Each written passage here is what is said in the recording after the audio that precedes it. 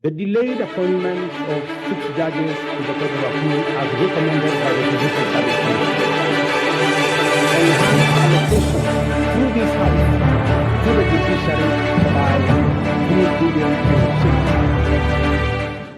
Designated the Inspector General, who is sitting in this House as the accounting officer of the National Police Service to enhance police independence, and subsequently appointed a task force led by the former Chief Justice David Maraga to review the terms and conditions of service of members of the National Police Service.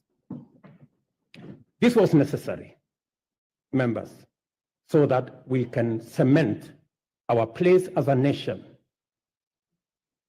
on the firm foundation of the rule of law. Together with the people of Kenya, we have changed everything.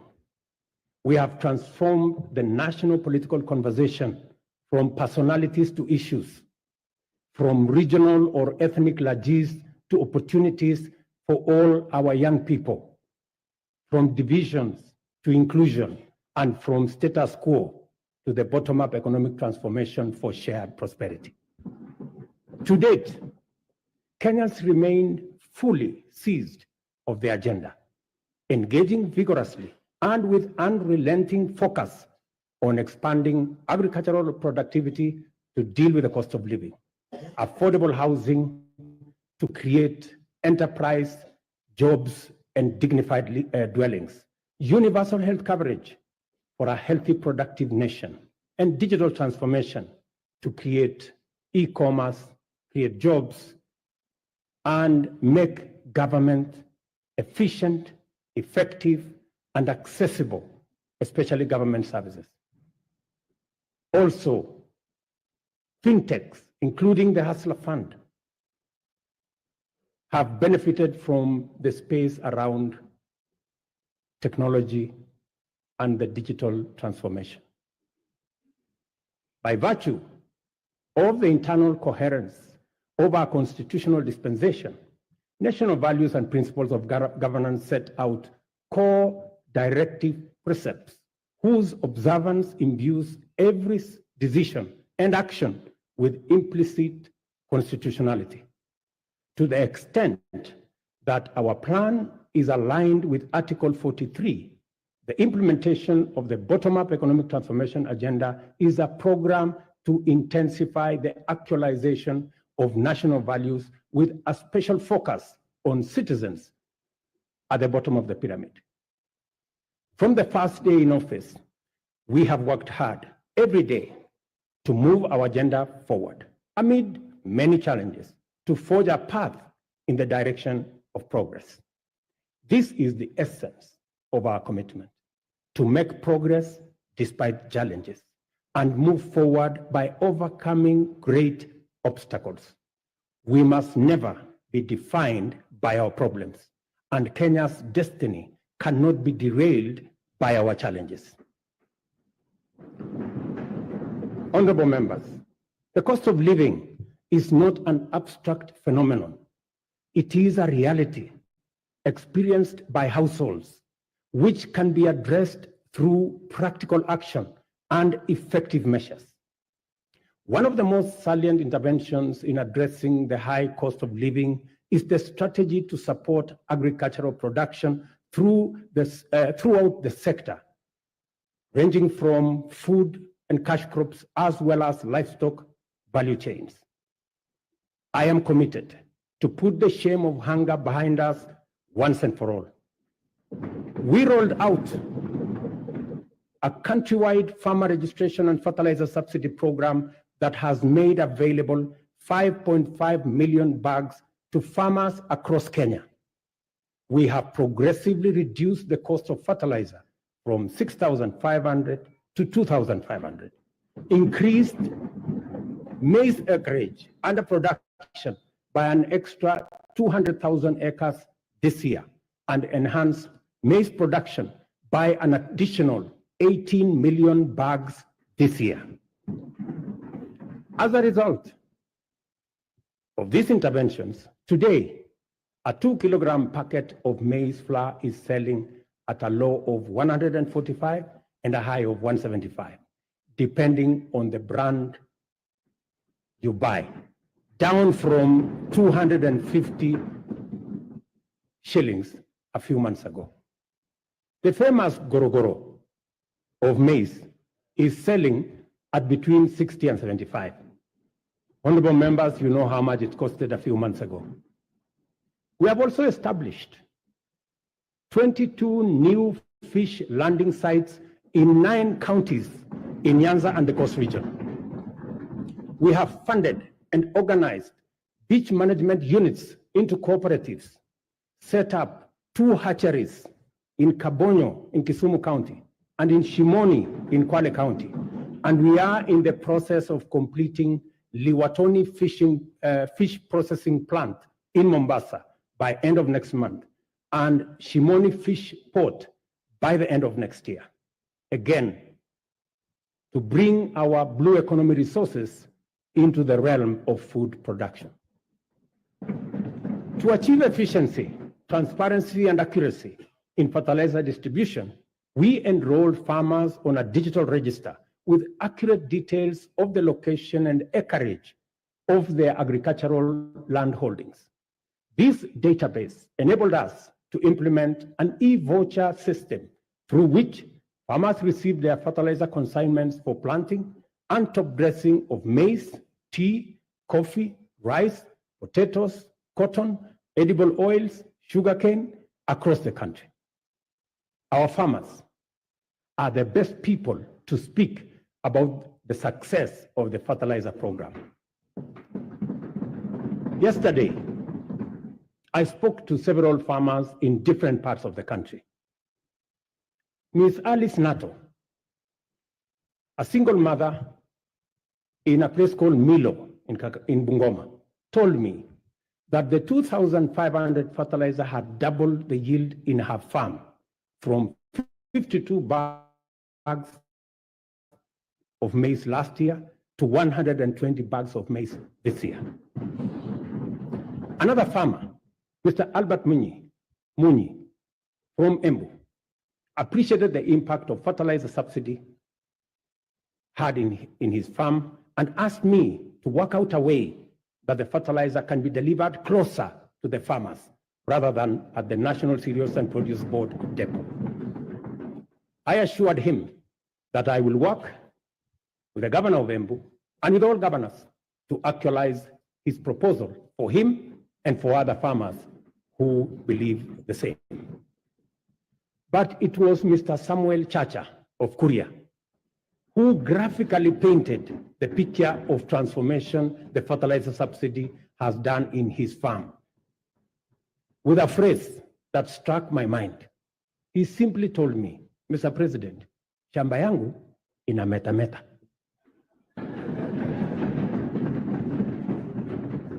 Further, we have made adequate arrangements, including investment in necessary infrastructure to facilitate post-harvest management and to prevent post-harvest losses.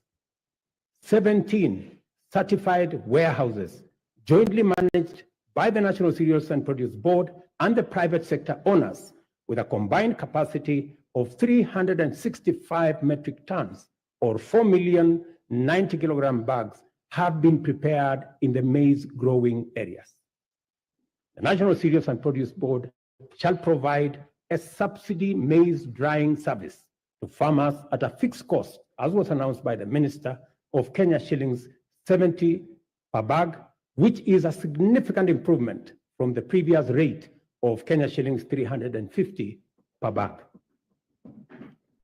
Yesterday again, the first consignment of the 100 mobile dryers this House facilitated my administration to buy for use by our farmers. I announced to you yesterday the first consignment of the dryers docked in the country.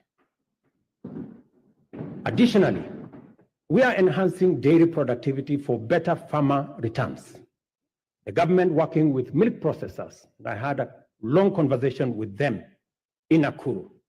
We are mapping the country to ensure coolers are supplied where they are needed. Soon, farmers will be paid based on milk quality, boosting incomes, and they can also enjoy global market access. Our reforms in the coffee sector are bearing fruit, with our farmers set to earn 4 times advance pay for their crop from a low of 20 to now Kenya shillings 80, following the allocation of Kenya shillings 4 billion from the Coffee Cherry Fund that was ably facilitated by this House. Coffee reforms regulations will give farmers the necessary representation and weight at the national coffee auction. It is my intention to make sure that the auction operates with farmers at the center of it. These measures are expected to aid ongoing efforts, including expanding production to new counties and double coffee output.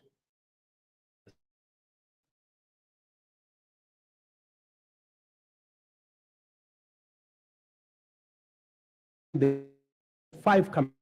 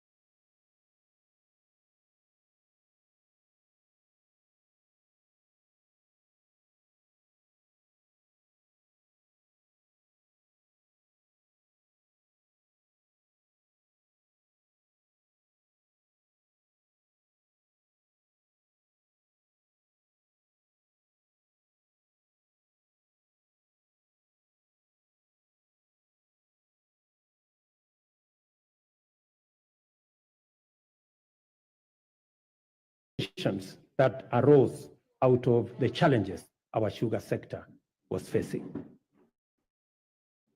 I want to promise this House that in the next couple of weeks, we shall be dispersing that money so that farmers in the sugar growing area can go home for Christmas with their money. As earlier indicated, our public borrowing had long crowded out the productive sector from the financial markets, raising the cost of credit and slowing down trade and commerce. As I told Kenyans on my first day in office, times were difficult and many people are struggling, and necessary and effective sustainable solutions were urgently needed. We must admit, honorable members, that as a country, we had been living large and way beyond our means. The time has come, therefore, to retire the false comforts and illusionary benefits of wasteful expenditure and counterproductive subsidies on consumption, by which we dug ourselves deeper into the hole of avoidable debt. The new direction may not be easy, but it is ethical, responsible, prudent, and most importantly, necessary.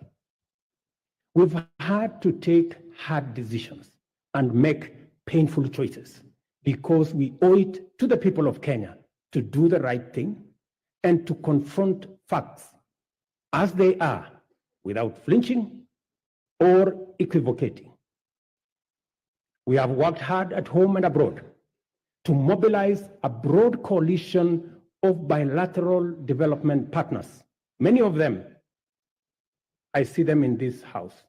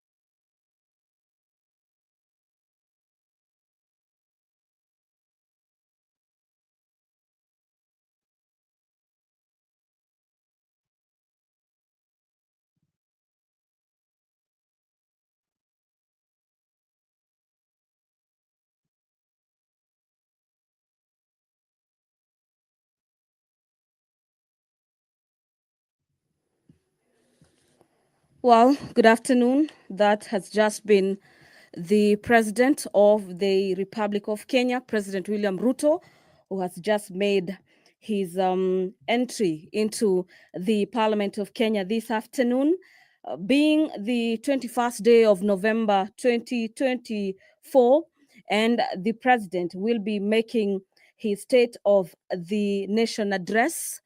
This will be his third State of the Nation address since he assumed power in 2022. And so, our dear viewers, welcome for this live proceeding brought to you by the Parliamentary Broadcasting Unit in conjunction with the Kenya Broadcasting Corporation. And this State of the Nation is just the only agenda in the order of business this afternoon at the National Assembly. Remember, the President is addressing the nation through a joint sitting of the Senate and the National Assembly, popularly known as the bicameral parliament.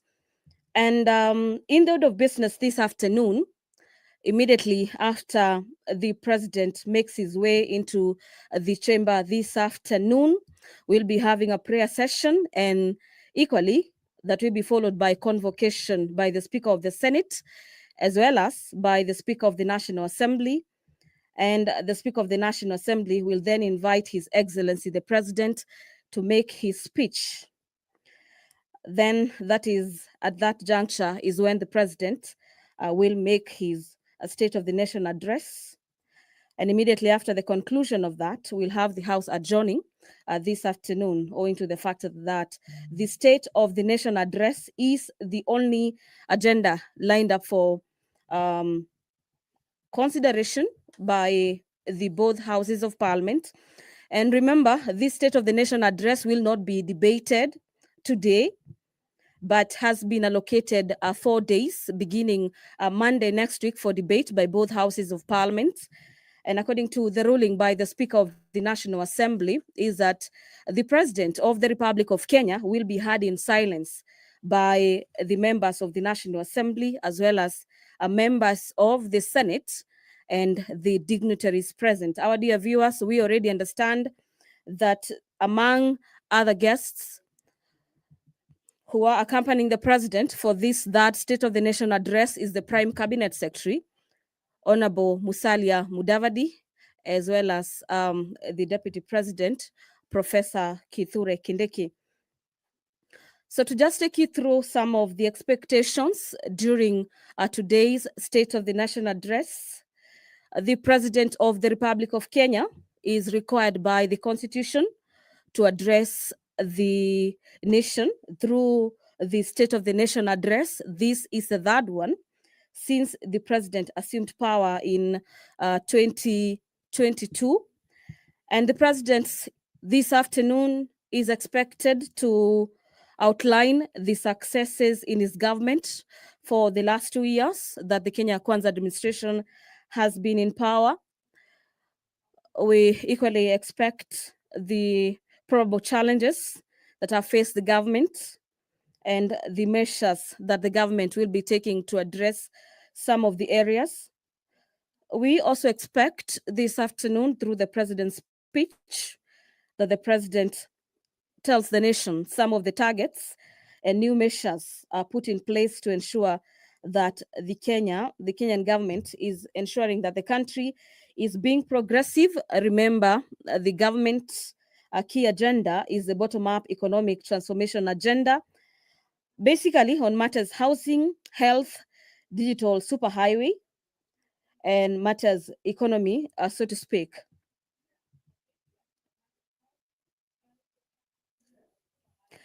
The very first State of the Nation address was done on the 1st of 29th of September, the year being 2022. The second one was on the 2nd of the 9th of November, the year being 2023. And today being the third State of the Nation address is happening on the 21st of November, 2024.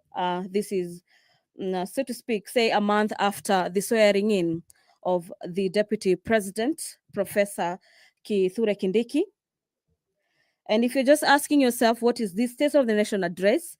The State of the Nation address is basically a communication from the president to the nation through parliament, in which the president of the republic, here being President William Ruto, outlining the Kenyan current situation, and equally the president will be providing policy proposals for the coming legislative year. So we expect that during this State of the Nation address that is set to take place not after 3 p.m. today.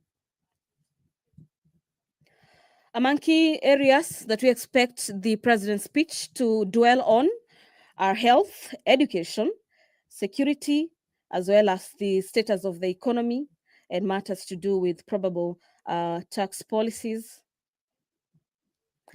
Remember, this third State of the Nation address comes at a time when there has been concerns about abductions and forceful disappearances and cases of femicide being on the rise. And we heard the president just yesterday pledging to support the war against femicide with about 100 million shillings being the commitment of the executive that the country and the top in command is ready to slay this dragon of matters femicide.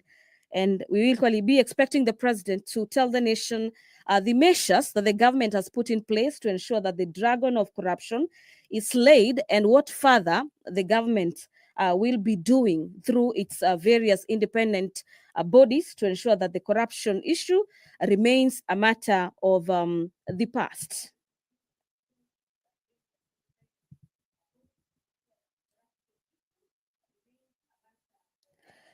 Well, during his last State of the Nation address, the president spoke on a number of issues.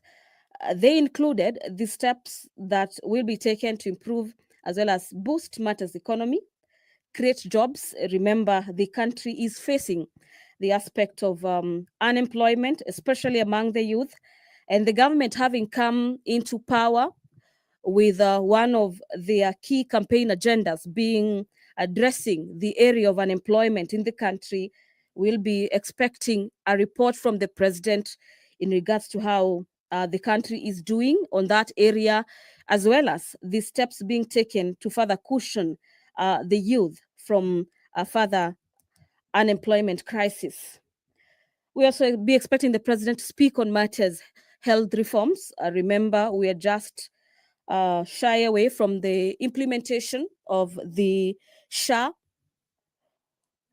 or SHIF, if you may like, on matters to do with the transforming the health sector. And we'll be expecting the president to address the nation in regards to how his government is looking into transforming the health sector and ensuring that every other Kenyan is accessing their health rights as enshrined in the Constitution, as well as matters agriculture in the areas of farming, as well as manufacturing.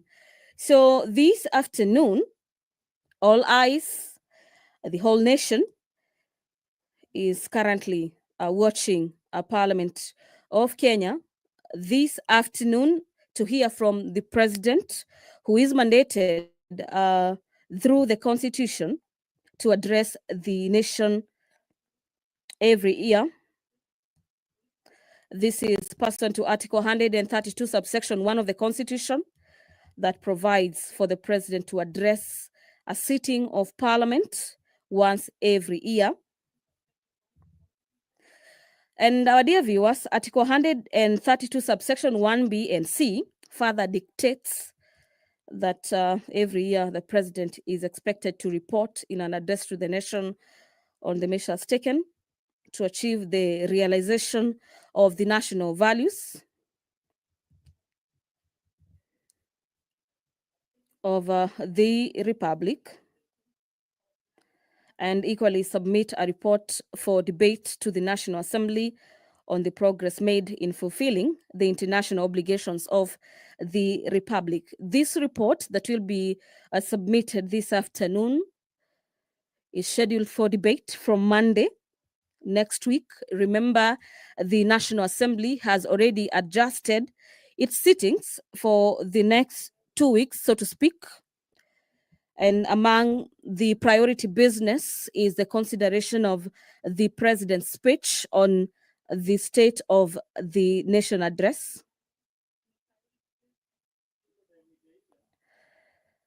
This year's address is coming technically about a fortnight after the swearing in of Deputy President Professor Kithure Kindiki.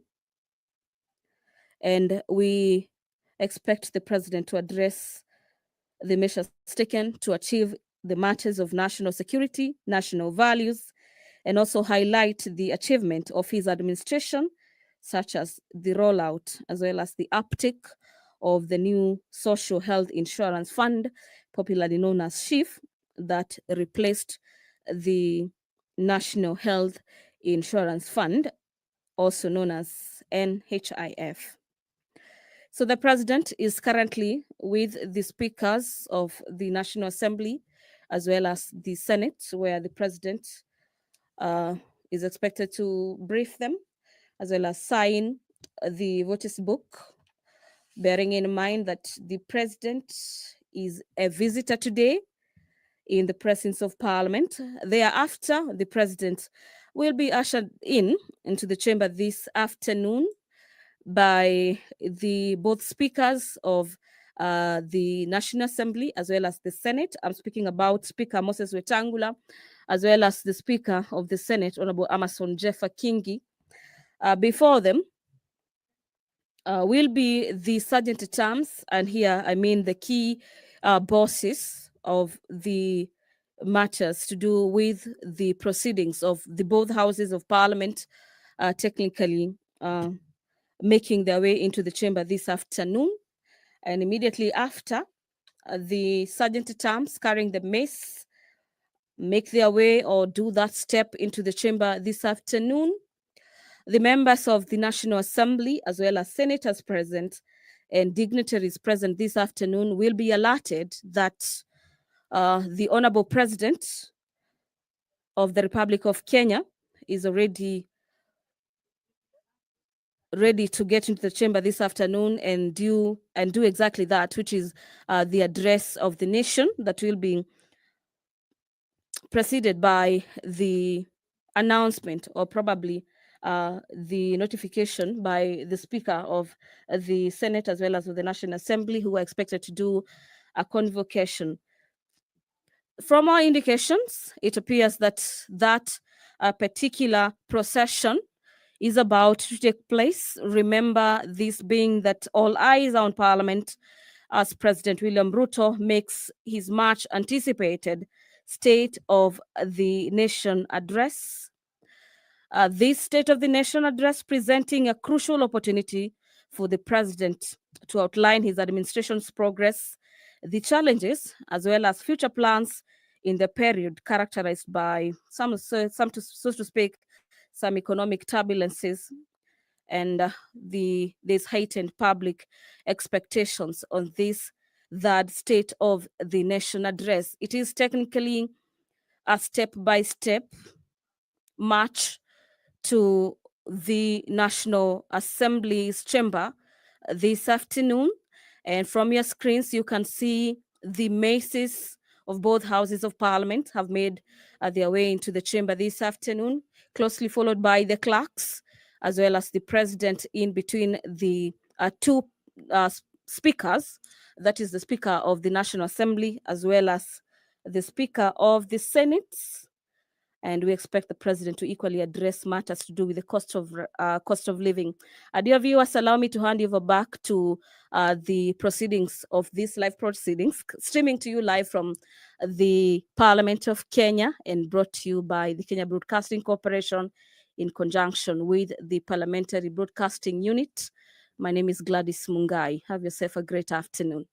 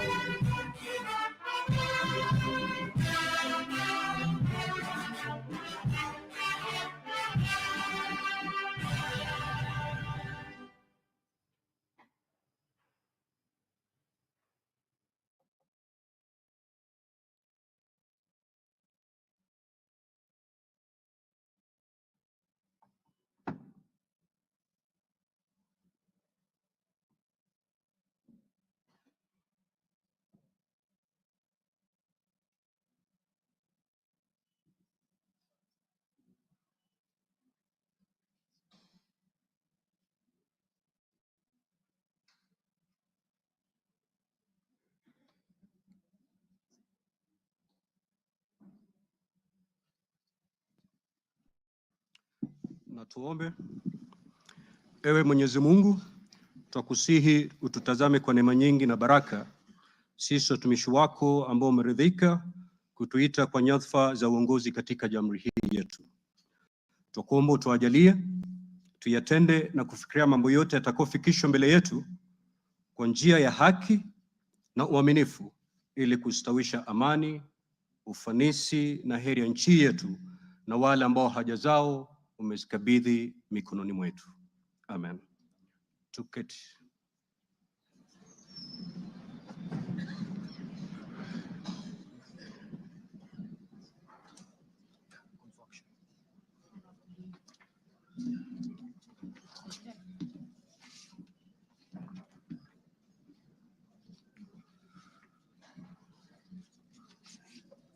Order, honorable members. Let us all be seated. Thank you. Your Excellency, Honorable Dr. William Samoei Ruto, C.G.H, President of the Republic of Kenya and Commander-in-Chief of the Defense Forces, the Right Honorable Dr. Moses Wetangula, E.G.H, MP, Speaker of the National Assembly, honorable members of Parliament, distinguished guests, ladies and gentlemen.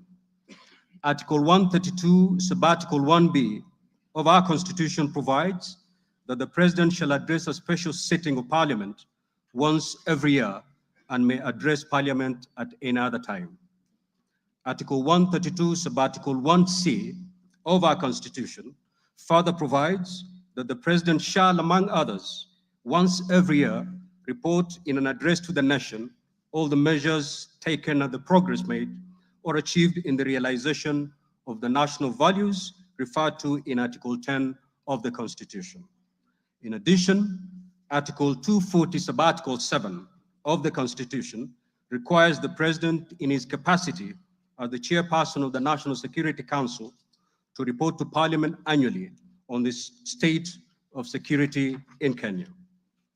In this regard, the Chief of Staff and Head of Public Service, via the letter dated reference EOP/CAB.26/4A, Volume 4, into brackets 178, and dated the 9th of September 2024, informed the Speakers of the Houses of Parliament of the intention of His Excellency, the President, to address Parliament. Consequently, and upon consultation, the address to Parliament by His Excellency the President was scheduled today, Thursday, the 21st of November, 2024. Pursuant to Standing Order 25-2 of the Senate Standing Orders, I notified honorable senators of the place, date, and time of today's special sitting via Gazette Notice number 148/29, which was published in the Kenya Gazette on Friday, the 15th of November, 2024. Further, together with the Right Honorable Speaker of the National Assembly, I notified all members of Parliament and the general public of today's special sitting via notices placed in 3 local newspapers yesterday, Wednesday, the 20th of November, 2024. Accordingly, honorable members, this special sitting is properly convened. I thank you.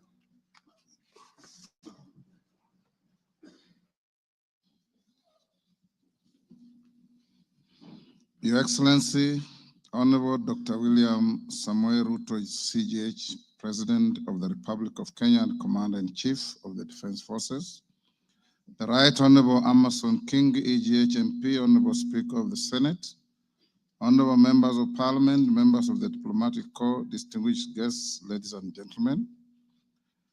Article 132(1)(b) of the Constitution requires the President to address the nation once every year and at any other time. Further, Article 132(1)(c) of the Constitution requires the President to once every year report in an address to the nation on measures taken and progress achieved in the realization of our national values. Additionally, Article 132(1)(c)(3) of the Constitution provides that the President shall submit a report for debate to the National Assembly on the progress made in fulfilling the international obligations of the Republic. In this regard, honorable members, By way of a message to the House, His Excellency the President conveyed his desire to address a joint sitting of the Houses of Parliament today, 21st November 2024. Therefore, pursuant to the provisions of Standing Order 22 of the National Assembly Standing Orders, and by Gazette Notice number 15327, which was published in the Kenya Gazette on 18th November 2024, and indeed as also notified to all members and the general public by way of newspaper notification published on 20th November 2024, I gave a notice of this special sitting of Parliament to the members of the National Assembly. Accordingly, honorable members, this special sitting is properly convened. Your Excellency, honorable members, distinguished guests, ladies and gentlemen, this year's President's address comes at a time when the country is set to host the 14th edition of the East African Community Interparliamentary Games. The Interparliamentary Games shall bring together participants from the member states of the East African Community and the East African Legislative Assembly, and are part of the deepening, widening, and tightening of the integration process. The Games are scheduled to commence next month on 7th December 2024 in Mombasa County, and all is set in readiness for these Games. Moving on, Your Excellency, it's in the custom of Parliament to recognize invited guests seated in our galleries. I therefore wish to recognize the following guests who are seated in the Speaker's row. Her Excellency Mama Rachel Ruto, First Lady of the Republic of Kenya, and other members of the First Family. His Excellency Honorable Professor Kithure Kindiki, the Deputy President of the Republic of Kenya and the spouse of the Deputy President, Her Excellency Dr. Joyce Kithure. Honorable Musalia Mudavadi C.G.H, the Prime Cabinet Secretary and Cabinet Secretary, Minister of Foreign Affairs and Diaspora Affairs. Your Excellency, honorable members, also present in the Speaker's row this afternoon are the Honorable Lady Justice Philomena Mbete Mwilu, MGH, Deputy Chief Justice and Vice President of the Supreme Court. She's accompanied by Honorable Justice Mohammed K. Ibrahim and Justice William Ouko. Justice William Ouko, judges of the Supreme Court of Kenya. Also accompanying the Deputy Chief Justice are Honorable Justice Oscar Angote, presiding judge of the Environment and Land Court. Honorable Justice Lady Justice Jemima Wanza Kelly, judge of the Employment and Labor Relations Court. We are also honored to have in our midst the immediate former speakers of the Houses of Parliament, the Honorable Justin Bedan Njoka Muturi, EGH, the Cabinet Secretary for Public Service and Human Capital Development, the Honorable Kenneth Marende, EGH, the Honorable Kenneth Makelo Lusaka, EGH, the current Governor of Bungoma County, Honorable Ekwe Ethro, and additionally, we also are pleased to be hosting a delegation visiting our parliament from the Republic of the Gambia. Your Excellency, allow me to also recognize the chairperson of the Council of Governors, who is also the governor of Wajir County, the Honorable Ahmed Abdullahi, and the Honorable Johnson Sakaja, governor of the city of Nairobi County. May I also accord special recognition to all cabinet secretaries present and particularly acknowledge 4 of them who are former ranking members of the Houses of Parliament, namely Aden Duale, EGH, former leader of the majority party in the National Assembly, Honorable Onesimus Murkomen, EGH, former Senate Majority Leader, Honorable John Badi, EGH, Honorable Opio Wandai, EGH,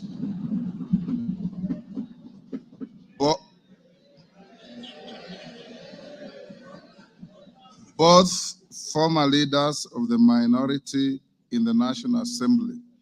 I need not mention that His Excellency, the Deputy President, is a former leader of majority in the Senate. I also acknowledge the presence of Mr. Felix Kosgei, Chief of Staff and Head of the Public Service, Principal Secretaries, members of the Diplomatic Corps, and heads of constitutional commissions and independent offices and state corporations present. They are all welcome to the House of Parliament. Your Excellency, I wish to make a special welcome to Parliament and mention the Chief of the Kenya Defense Forces, General Daniel Kahariri, who is present, and the respective service commanders, the Inspector General of Police, and other leaders of our disciplined forces who are seated at the Speaker's row. Parliament is grateful for your distinguished service to our great nation. To all invited guests, we say karibuni sana kwa bunge letu. Your Excellency, honorable members, distinguished guests, ladies and gentlemen, it is now my singular honor and privilege to invite His Excellency, the President of the Republic of Kenya and Commander-in-Chief of the Defense Forces to address this special sitting of Parliament. Welcome, Your Excellency.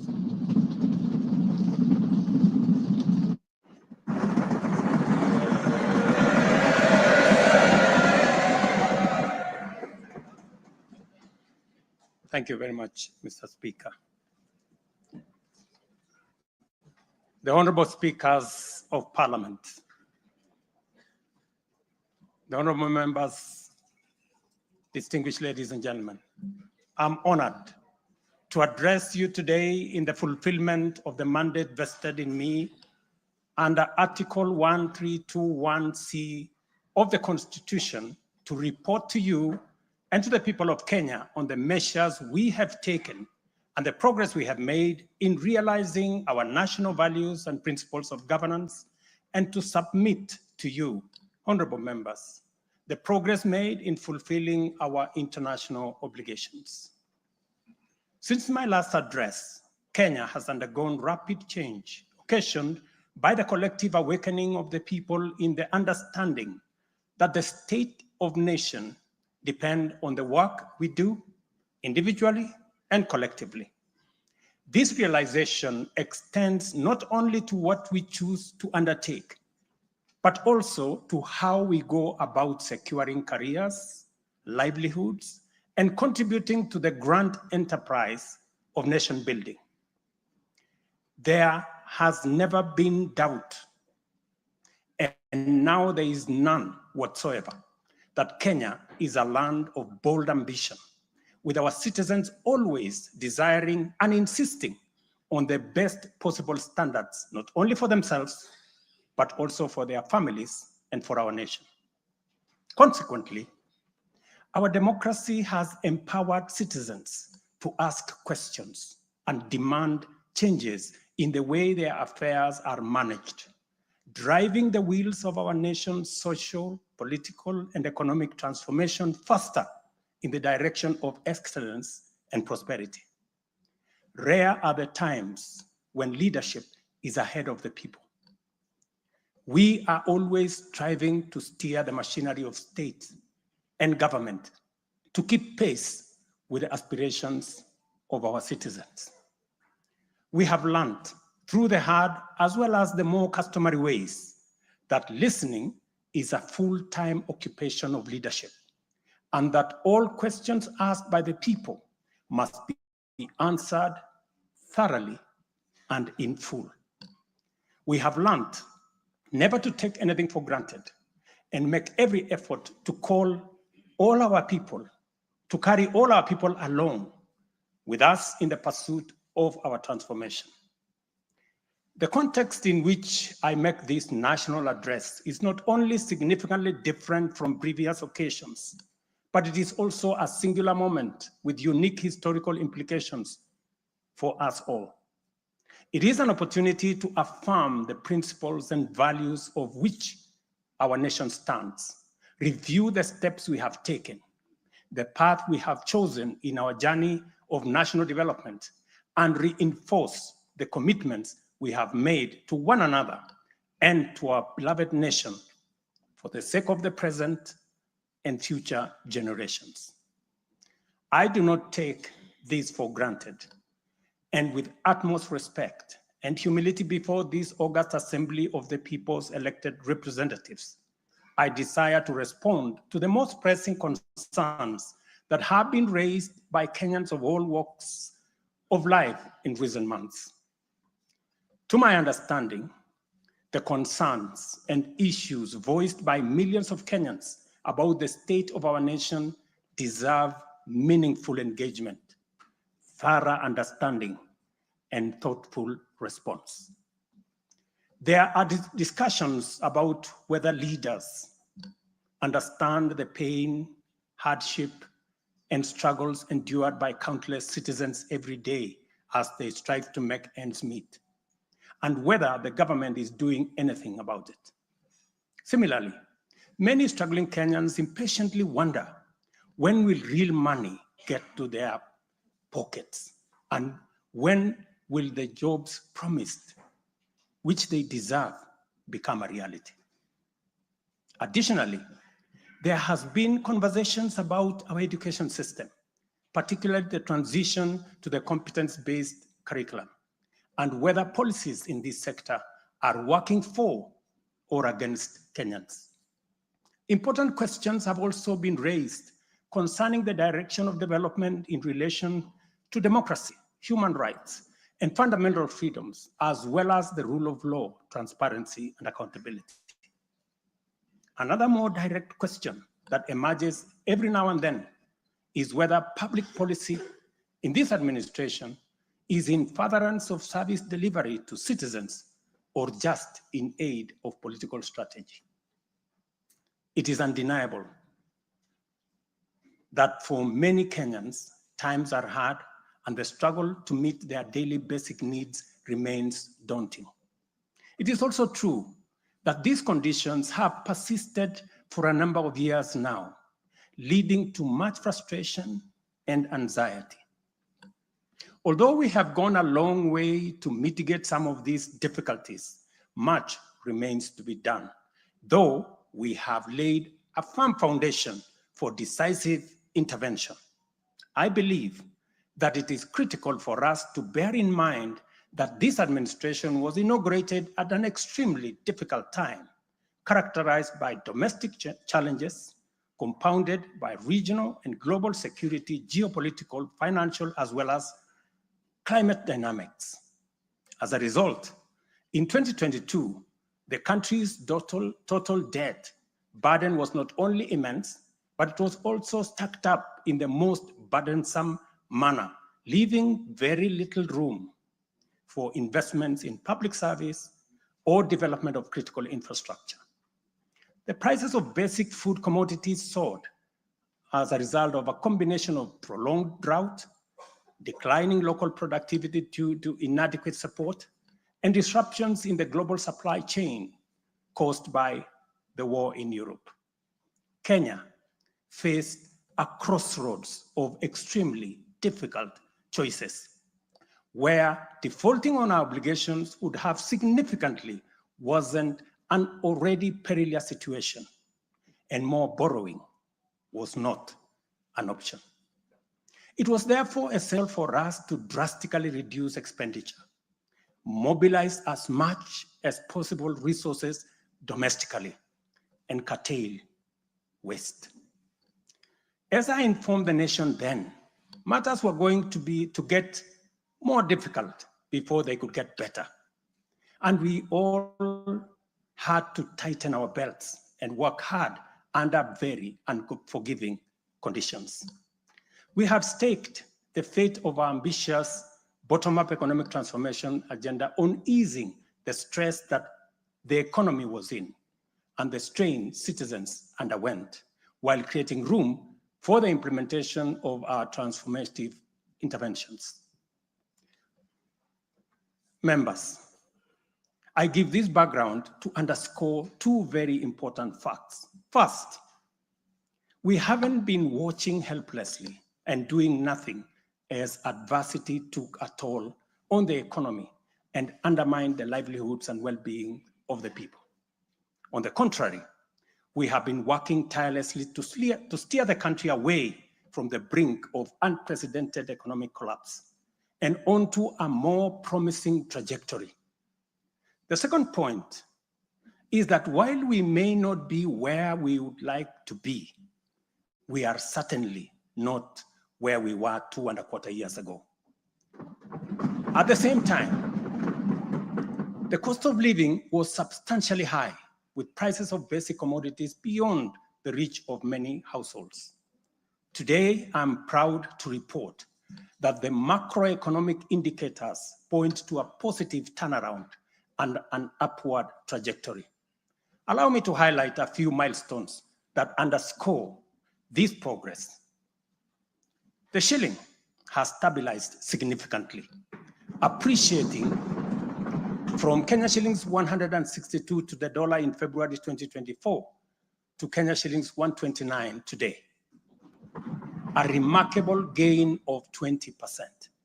This recovery has restored confidence in our financial markets and significantly reduced the cost of servicing external debt, creating fiscal space for our development imperatives. Inflation has declined dramatically from 9.6% in September 2022 to 2.7% in October this year, the lowest rate in 17 years. This achievement has been the consequence of favorable weather and our deliberate efforts to support farmers with affordable inputs, including subsidized fertilizer, leading not only to increased production, but also productivity and lowering the prices of many cereals, including maize, pulses, such as beans and peas.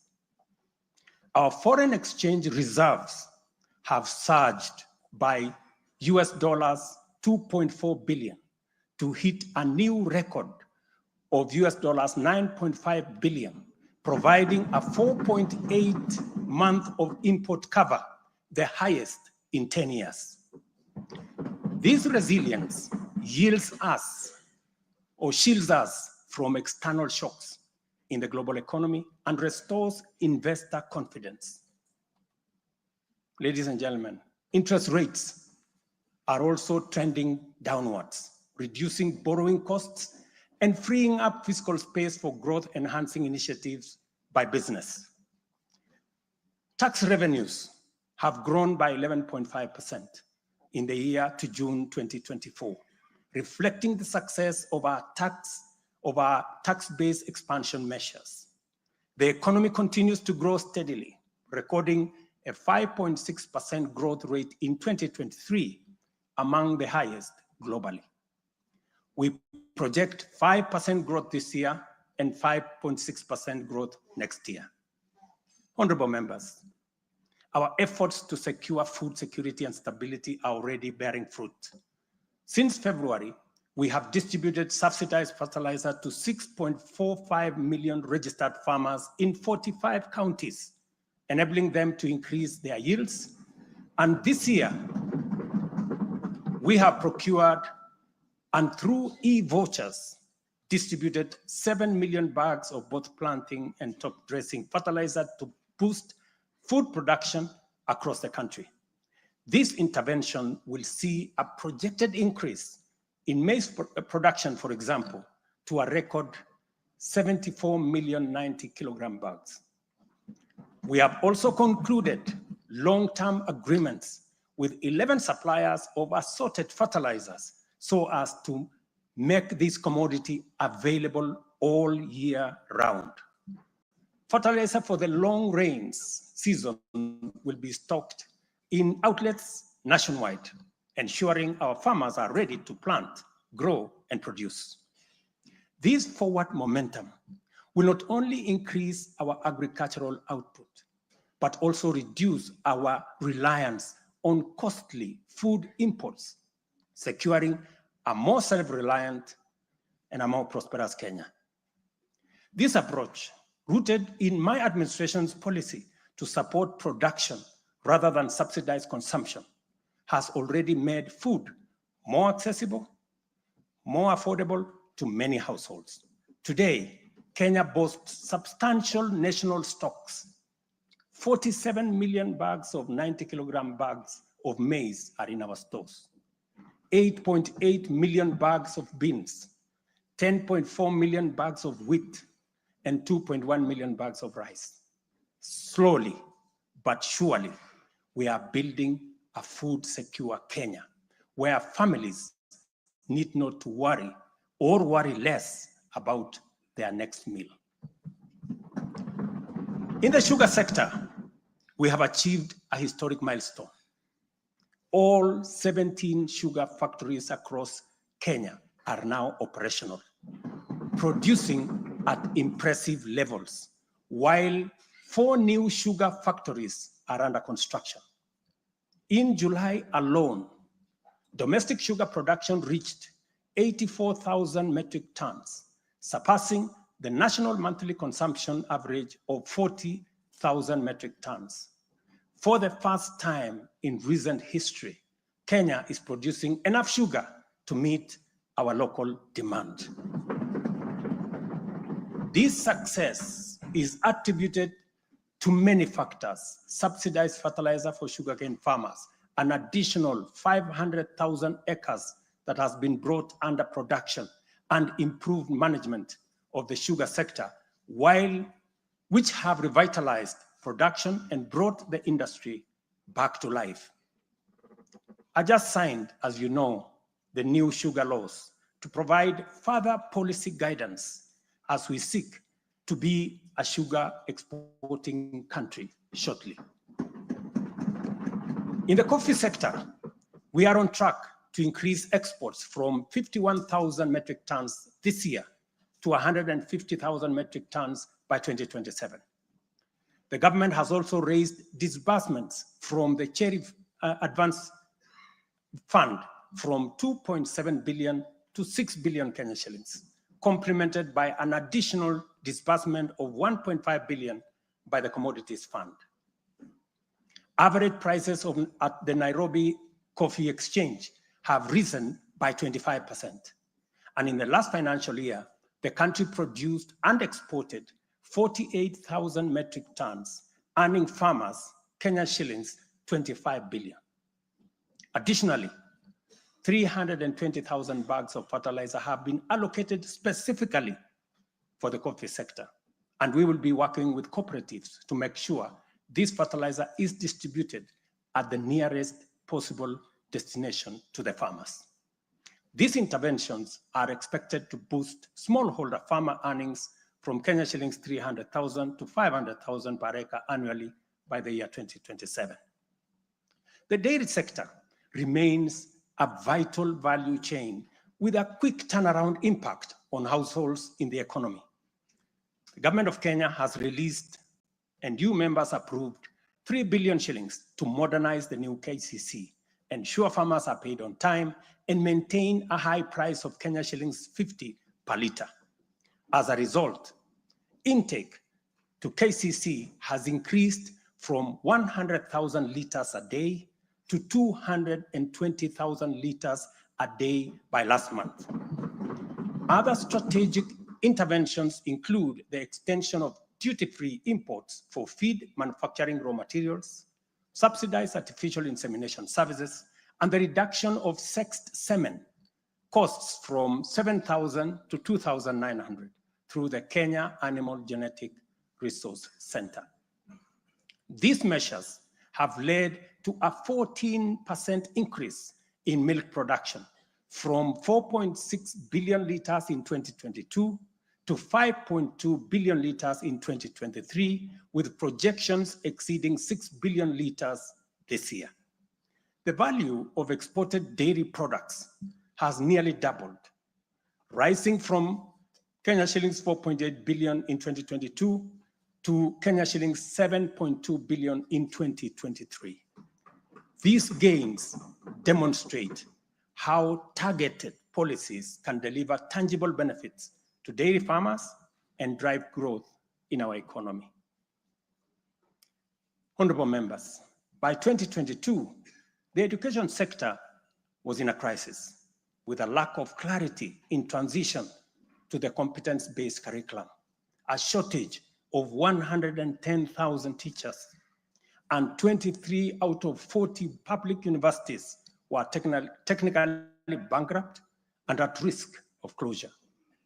Among those facing severe challenges were huge institutions, such as my own alma mater, University of Nairobi, Kenyatta University, Moi University, Egerton University, Maseno University, Masinde Muliro University.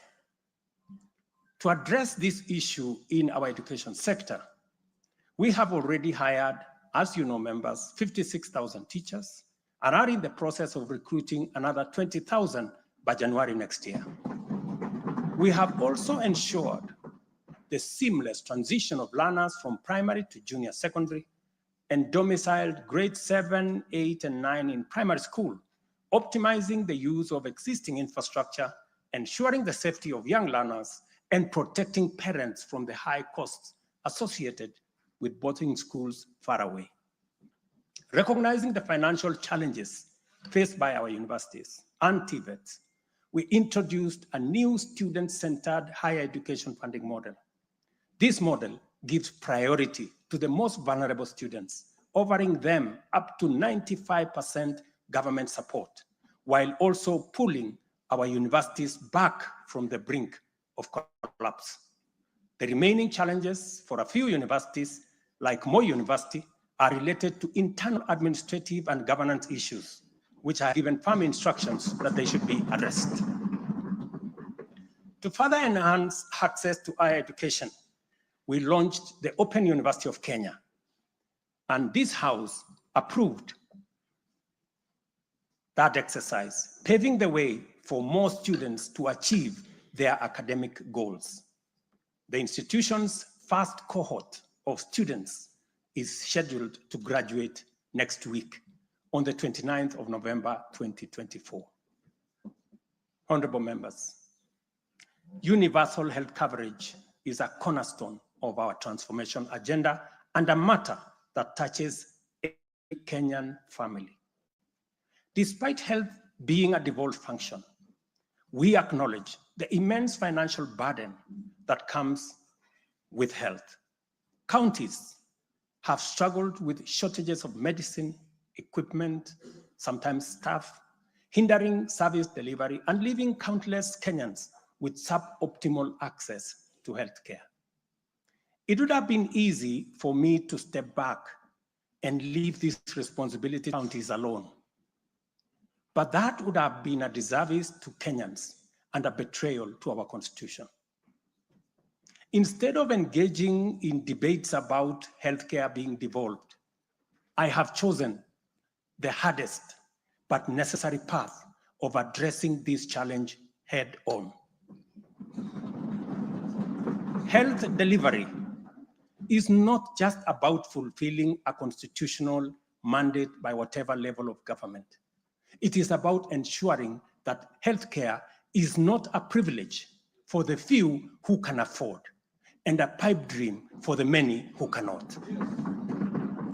For years, NHIF was saddled with debts and inefficiencies, and healthcare was being severely and negatively impacted. For far too long, too many households have lived on the edge, just one illness away from financial catastrophe. Our healthcare system has historically neglected the poor and vulnerable, leaving them without any option, while private sector medical covers remained out of reach for the majority. This is precisely what we will correct through the provision of universal health coverage. This agenda is not just about a promise. It is about a bold commitment to deliver health through transformative financing reforms, making healthcare accessible and affordable, digitizing our healthcare services to enhance efficiency, eliminate fraud, and stop corruption, and to empower a skilled and motivated health workforce. To honor our commitment on the universal health coverage, I signed into law 4 groundbreaking legislation on the 19th of October, passed by this August House. The Social Health Insurance Act replaced the outdated National Hospital Insurance Fund and established the Social Health Authority, which oversees 3 essential funds. This modern framework ensures that every Kenyan, especially the most vulnerable, can access quality healthcare services when they need it most. The shift from the National Health Insurance Fund model to Taifa Care is fundamental and radical in both scale and character. NHIF, if I give you a bit of example, NHIF served a few salaried Kenyans and those who could afford to pay. But Taifa Care covers every Kenyan, regardless of employment or financial status. Secondly, despite serving a limited class of citizens, NHIF nevertheless accumulated billions of shillings of debt because of misalignment between contributions and the actual cost of healthcare. Taifa Care has undertaken an accurate costing of all healthcare-related goods and services in order to provide timely, effective, and efficient service to every Kenyan that is affordable. Additionally, the NHIF had a waiting period lasting between registration and eligibility for service. I think it was like about 3 months. Under Taifa Care, citizens are eligible for all services upon registration. I therefore urge every Kenyan to take the most important step in securing dependable healthcare for themselves and their families. Register. Register now or at the earliest possible opportunity. Honorable members, for the first time in our nation's history, free primary healthcare is increasingly becoming available at dispensaries, health centers, and hospitals. Ambulance and emergency services are also slowly but surely being made available at no fee. Under Taifa Care, we have introduced a comprehensive benefits package that brings specialized care, such as cardiothoracic surgery, within reach for many Kenyans without the burden of financial strain. Through the Digital Health Act, we are revolutionizing healthcare delivery. Every step of the process, from registration, eligibility checks, to claims, is now digitized. By eliminating unnecessary human interaction, we are tackling corruption, reducing inefficiencies, and ensuring that resources are used where they are needed most. As a result, the good news, SHA will pay all October claims in full by next week. And it will continue like that going into the future. To date, over 15 million Kenyans have enrolled in Taifa Care, and more than 60% of employers have successfully transitioned into its framework. The newly established Social Health Insurance Fund empowers citizens to contribute towards accessing a broad range of healthcare benefits. This represents a seismic change from the old reactive healthcare model to a forward-looking system that prioritizes prevention and preparedness. Once the transition from NHIF is complete and SHIP becomes fully operational, Kenya will have a healthcare system that guarantees dignity, peace of mind, and equitable access for every citizen for the first time in our 60 years of independence. Honorable members, we have launched an ambitious healthcare program, one that Kenya has always needed and deserved. Like any major transition, there are challenges, but I promise you, we are fully committed to making the system work. As we roll out this program, we are listening to citizen voices and collaborating with counties to deliver better healthcare services. Through the Facility Improvement Fund, which you, in this House passed, we will ensure that hospitals are equipped with the tools they need, medicine, equipment, and other resources necessary to provide quality care, while involving citizens in decision-making at every facility. We are now doing the heavy lifting, clearing decade-old debts, ensuring access to medicine and equipment, and stabilizing a system that had failed too many for too long. We are building a healthcare system that serves every citizen with equity and dignity. Over the past month, we have disbursed Kenya shillings 5 billion to settle historical debts owed to the public, private, and faith-based medical facilities, some of which have been pending for over a decade. Another 3.7 billion will be disbursed tomorrow. This underscores our commitment to ensuring uninterrupted delivery of healthcare services, and we will continue to clear the remaining balances in a phased-out approach over the coming months. This sustained effort aims to restore confidence in the healthcare system and ensure seamless access of quality services.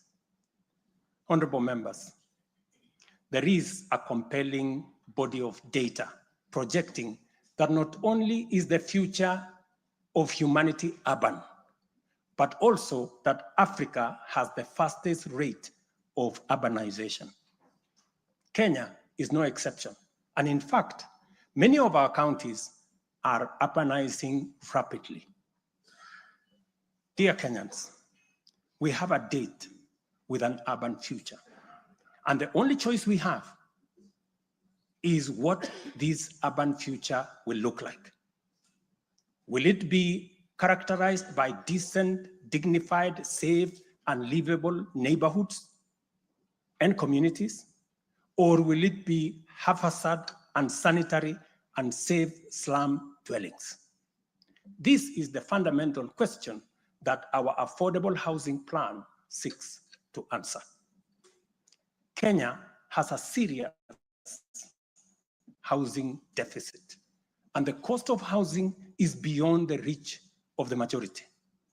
While the social and economic efforts of this shortage are far-reaching, rent as a component of the cost of living is unsustainable. People are forced to choose between enduring long, punishing commutes to faraway homes or taking up less desirable spaces within reach. Supplying the number of units required to fill the affordable housing gap requires us to undertake construction throughout the country at the rate of 200,000 new housing units every year for 10 years. Many people have asked why they should be interested in affordable housing project in rural areas. If you look around, you will witness the signs of our urban future. Land sizes are becoming smaller as the population grows in rural agricultural areas. To protect agriculture and food security from the effects of uncontrolled land fragmentation, urbanization must be planned and must be controlled.